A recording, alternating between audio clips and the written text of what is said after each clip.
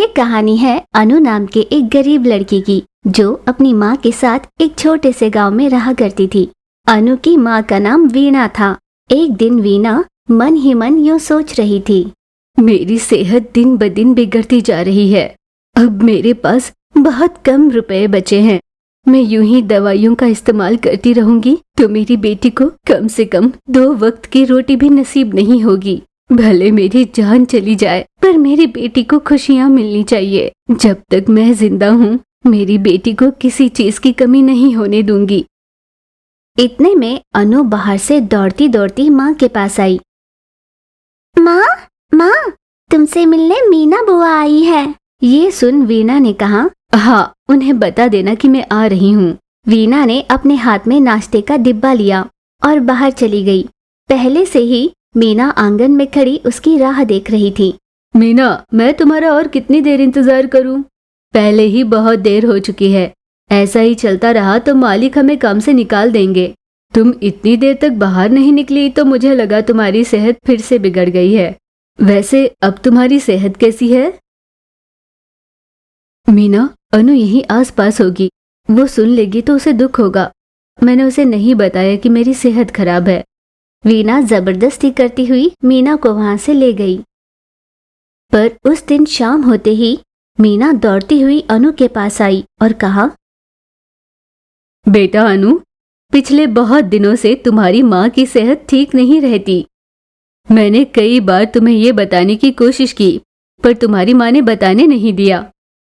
पर अभी काम करते करते उसने खून की उल्टियां कर ली है। हमारे मालिक ने उसे तुरंत अस्पताल में दाखिल किया है। यही बात बताने मैं तुम्हारे पास आई हूँ। चलो जल्दी अस्पताल चलते हैं। मीना तुरंत अनु को अस्पताल ले गई।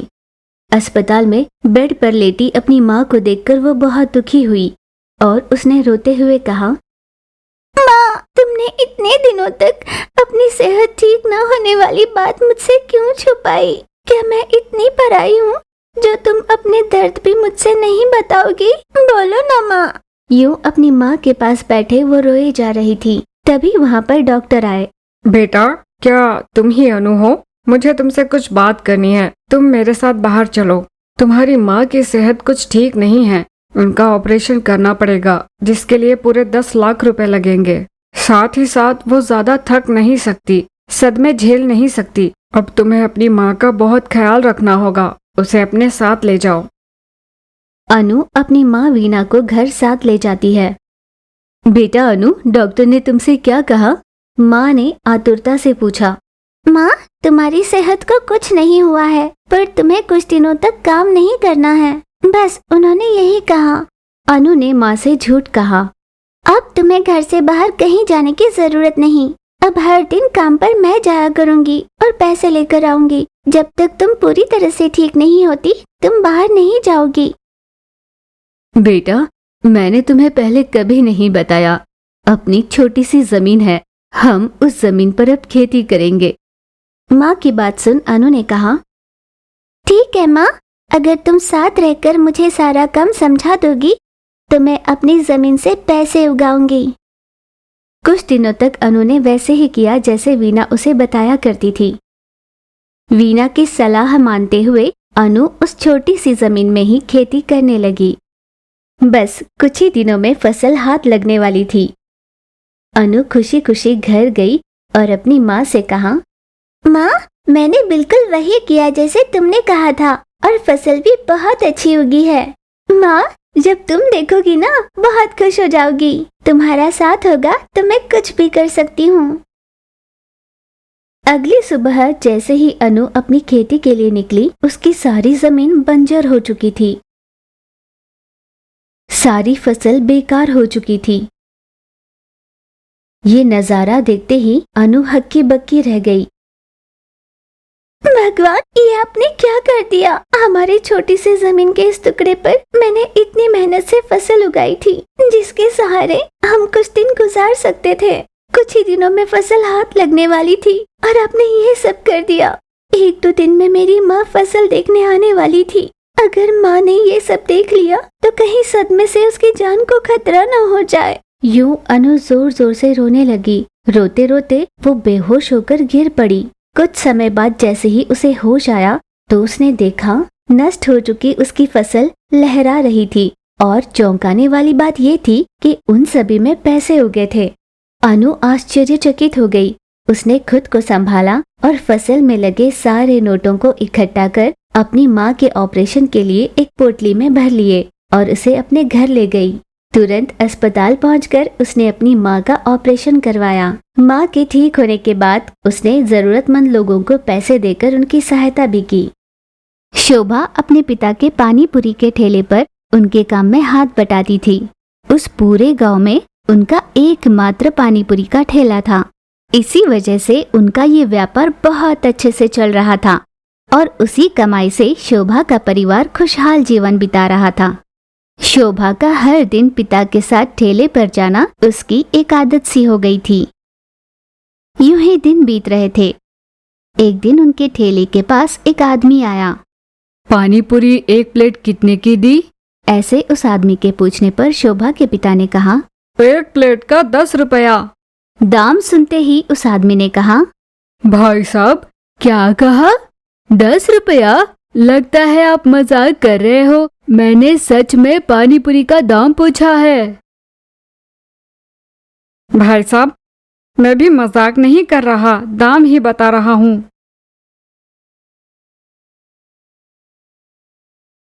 क्या कहा? क्या आप सच कह रहे हो? क्योंकि शहर में तो एक प्लेट पानी पूरी 25 रुपए की बिकती है और आप सिर्फ 10 रुपए में बेच रहे हो। यूं आश्चर्य से पूछा। हाँ भाई साहब, शहर के रेट्स अलग होते हैं और गांव के अलग होते हैं। वैसे भी हमें कोई ज्यादा लालच नहीं है। उसकी बात सुन उस आदमी ने एक प्लेट पानी पूरी देने के लिए कहा। शोभा के पिता ने उसे एक प्लेट दे दी।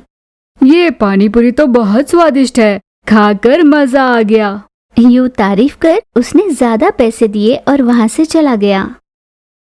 पापा, अगर हम भी ज्यादा दाम में पानी पूरी बेचेंगे तो हमें ज्यादा मुनाफा होगा ना? पिता ने समझाते हुए कहा।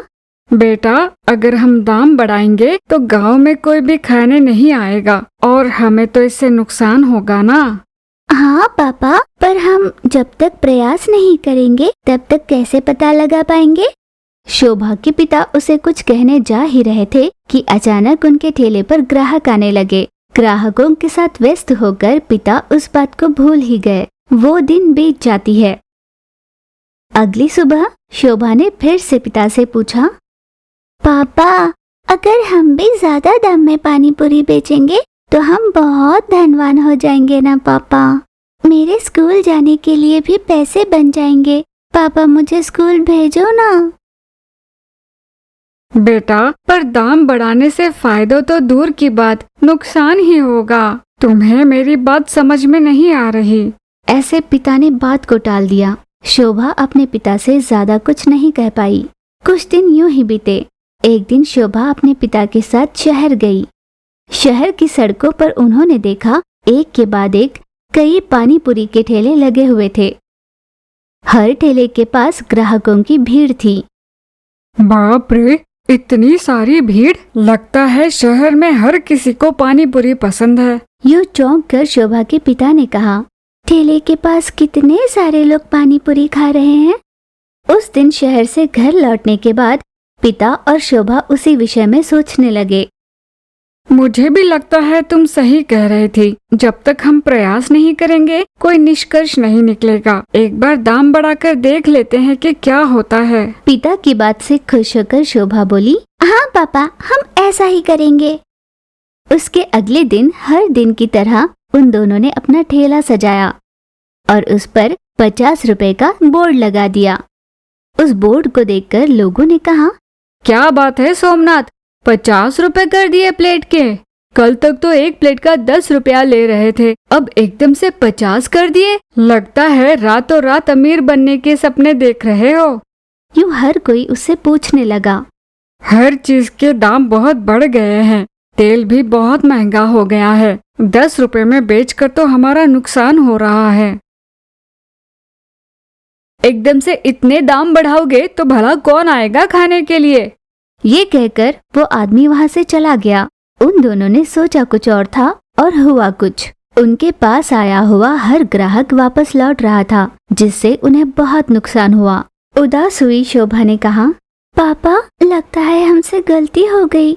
गांव के लोग शायद इससे ज्यादा नहीं दे पाएंगे। बिना जाने यूं अचानक दाम बढ़ा देना शायद सही नहीं। बेटा, अब हमने शुरुआत कर ही दी है तो कुछ दिनों तक इंतजार करते हैं। उस पर शोभा ने कहा, नहीं पापा, छोड़ दो ना। शोभा के बार बार कहने पर भी शोभा के पिता ने उसकी बात नहीं मानी। कुछ दिनों तक उसने उसी दाम पर पानी पूरी बेचने की कोशिश की। उसका व्यापार पूरी तरह से ठप हो गया। पापा, तब मेरी ही जिद की वजह से आपने शुरू किया था ना, अब मैं ही मना कर रही हूँ। अब इतने सारे नुकसान के बाद बिना 1 रुपए के फायदे के भी मैं ऐसे नहीं रह सकती पापा। मैं आपके सामने हाथ जोड़ती हूँ पापा, छोड़ दो ना। बेटा, मैं तो 4 पैसे ज्यादा कमाने की आस में था। सोचा अपनी जिंदगी एक नया मोड़ ले लेगी। सोचा जिंदगी में कुछ नया हो जाएगा, पर लगता है भगवान ने हमारी किस्मत में इतना ही लिखा है। पिता ने अपनी जिद छोड़कर फिर से पहले की तरह 1 प्लेट के 10 रुपए कर दिए। 10 रुपए का दाम सुनते ही फिर से उनके ठेले पर पहले जैसी रौनक हो गई। ग्राहक भर भर कर उनके पास आने लगे। पिता ने कुछ अच्छा सोचकर अपनी बेटी से कहा, बेटा शोभा, अब चूंकि तुम भी काम करना सीख गई हो, क्यों ना तुम एक जगह ठेला लगाओ और मैं किसी और जगह ठेला लगाता हूँ। इस तरह अपना व्यापार बहुत बढ़ेगा ना। ऐसे पापा के कहने पर शोभा ने भी हामी भरी। फिर पिता और बेटी दोनों ने मिलकर अलग अलग जगह अपने पानी पूरी का ठेला लगाया। इस तरह उन दोनों का व्यापार अच्छे से फलने लगा।